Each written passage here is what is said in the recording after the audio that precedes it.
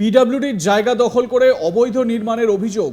নদিয়ার ধানতলা থানার দত্তপুলিয়ার ঘটনা। থানায় অভিযোগ দায়ের হয়েছে। বিষয়টি নিয়ে বিজেপি আবার তৃণমূলকে পাল্টা কটাক্ষ করতেও ছাড়েনি। আগেই মুখ্যমন্ত্রী মমতা বন্দ্যোপাধ্যায় হুঁশিয়ারি দিয়েছিলেন, সরকারি জায়গা দখল করে বা ফুটপাত আটকে কোনো নির্মাণ করা যাবে না। তা সত্ত্বেও রাস্তার পাশে পূর্ত দপ্তরের জায়গাতে চলছে অবৈধ নির্মাণ। সেই কাজে মদদ দেওয়ার অভিযোগ উঠল স্থানীয় তৃণমূলের একাংশের বিরুদ্ধে। নদিয়ার ধানতলা থানার দত্তপুলিয়া বাজার এলাকার এই ঘটনায় চাঞ্চল্য ছড়িয়েছে। দত্তপুলিয়া বাজার এলাকায় রাস্তার দুপাশে রয়েছে অসংখ্য দোকান। অভিযোগ, পূর্ত দপ্তরের অধীনে থাকা ওই রাস্তার পাশে জায়গা দখল করেই বছরের পর বছর চলছে ব্যবসা। ওই সড়ক আবার নদিয়ার সঙ্গে বনগাঁর সংযোগ করছে। অভিযোগ, সম্প্রতি ওই এলাকায় অমিত সাহা নামে এক ব্যবসায়ী মূল সড়ক থেকে পাড়ার রাস্তার প্রবেশের পথে একাংশ দখল করে অবৈধ নির্মাণ করছেন। তার অবৈধ নির্মাণের কারণে গলিপথের মুখ সংকীর্ণ হয়ে গিয়েছে। বিষয়টি নিয়ে রবীন্দ্র তরফদার নামে এক ব্যক্তি ধানতলা থানায় অভিযোগ দায়ের করেছেন। সেই অভিযোগ পেয়ে পুলিশ কাজ বন্ধ করার কথা বলে, কিন্তু সেই বারণ উপেক্ষা করেই চলছে নির্মাণ কাজ।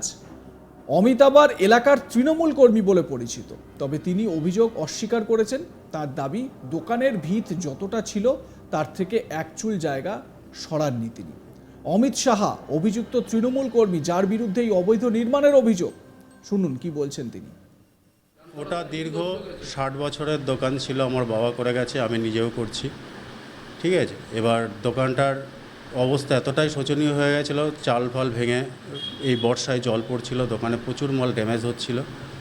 তাই আমি ভাবলাম নতুন করে একটু যদি ওটা সারাই বা মেরামত করে করা যায়, তা সেই জন্য আমি এই উদ্যোগটা নিয়েছি।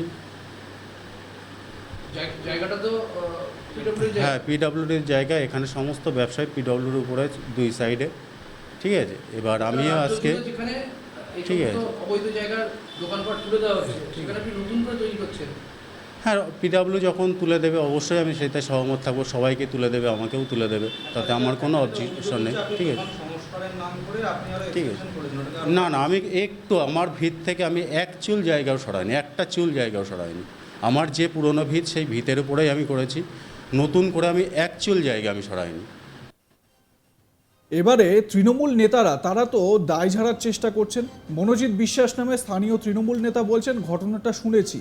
কি বলছেন তিনি, শুনুন। প্রথমত বলি যে ঘটনাটা শুনেছি। এখানে তো আমার জন্মের আগে থেকে পিডব্লিউডি অনেক প্রচুর দোকান দত্তপুলিয়ার ব্যবসাদার, তারা দীর্ঘদিন ধরে ব্যবসা করছে, বিভিন্ন ব্যবসাটা করছে।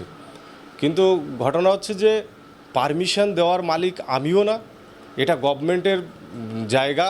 সেটা গভর্নমেন্ট যদি পারমিশন দেয় সেটা পারমিশন দিতে পারে, কিন্তু আমি কী করে পারমিশন দিতে পারি?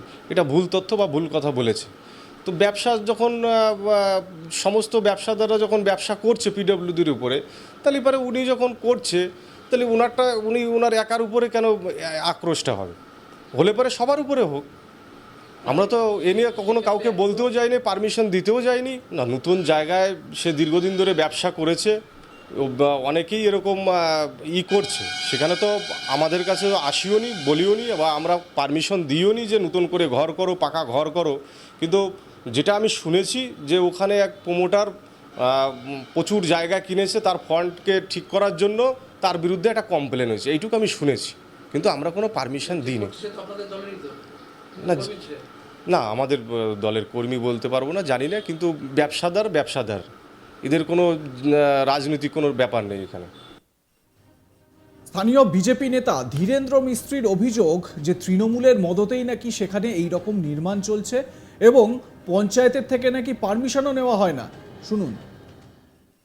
না না, দত্তপুলিয়া পঞ্চায়েতের কাছ থেকে কোনো অনুমতি তো নেয়নি।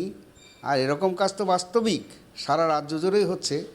মাঝে আরও একটা হয়েছিল, তৃণমূলের একজন পঞ্চায়েত সদস্য সে স্কুলের জায়গা দখল করে দুটো টিনের ঘর তুলে ফেলেছিল দোকান ব্যবসা করবে বলে, স্কুলের জায়গা দখল করে, পিডব্লিউডির পজিশন। এরকম সারা রাজ্য জুড়েই হচ্ছে কিছু বিষয়। পঞ্চায়েতের তরফ থেকে ব্যবস্থা দেখুন, ওরা যদি প্রশাসনের কাছে জানিয়ে থাকে, আর একটার বিরুদ্ধে ব্যবস্থা নিলে তো হবে না, টোটাল এরিয়ায় তো এরকম রয়েছে। আমি কটার বিরুদ্ধে ব্যবস্থা নেব, বিষয়টা এইখানে। একদম এই রাজ্যের যে শাসক দল আছে তৃণমূল কংগ্রেসের মদতে এগুলো হচ্ছে, সারা রাজ্য জুড়েই তো হচ্ছে। আমাদের মাননীয় মুখ্যমন্ত্রী তার বিরুদ্ধে ব্যবস্থা নেওয়ার কথাও তো বলেছেন, কিন্তু বাস্তবে ব্যবস্থা হচ্ছে কই? সিদ্ধান্ত, হ্যাঁ, আমরা এটা সামনে জেনারেল মিটিং আমরা আলোচনা করব। ওখানে যে মার্কেটটাও হচ্ছে বা জলাশয় বোঝাই করে, এটাও পঞ্চায়েতে কোনো তথ্য তো দেয়নি। আগের বোর্ডের কাছ থেকে তো কোনো অনুমতি নিয়েছে কিনা তাও আমার জানা নেই। ঠিক আছে, এটাও বেআইনিভাবে পুকুর ভরাট হয়েছে। এবারে দেখে নেব আমাদের প্রতিনিধি বিশ্বজিৎ ব্যানার্জির প্রতিবেদন।